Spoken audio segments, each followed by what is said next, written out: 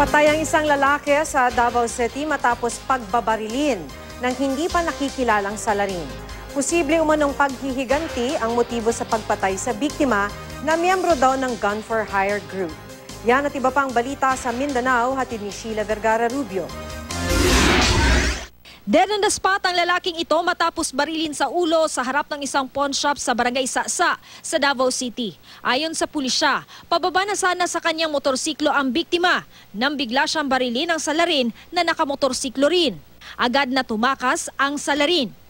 Posibleng paghihiganti raw ang motibo sa pagpatay sa biktima na miyembro umano ng Gun for Hire group. Inisyuhan ang cease and desist order ng Mines and Geosciences Bureau ang kumpanyang nagpapatakbo sa isa umanong illegal na mining operation sa Barangay Kauswagan sa Banay-Banay, Davao Oriental. Ayon sa MGB, walang permit o agreement mula sa MGB o sa DNR ang kumpanya para magsagawa ng mining extraction sa lugar. Wala pang pahayag ang kumpanya. Posibleng maharap sa kasong theft of minerals ang kumpanya at sinumang sangkot sa nasabing operasyon.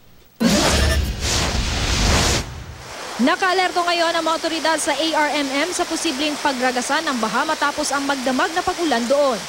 29 na barangay sa 4 na bayan na agad ang binaha pero agad din namang humupa. Patuloy ring binabantayan ang posibleng pag-apaw ng ilog sa lugar. Smuggling ng mga produktong gaya ng bigas, asukal at sigarilyo ang mahigpit na binabantayan ng Bureau of Customs sa Zamboanga City. Nagiging malikhain na raw kasi ang mga smuggler para hindi mahuli. Isa sa mga taktika ng smugglers, hinahati nila ang mga produkto para mas madaling maipuslit.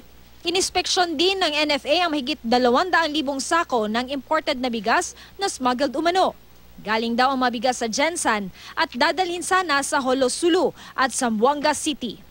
Sheila Vergara Rubio, Nagbabalita, Pilipinas.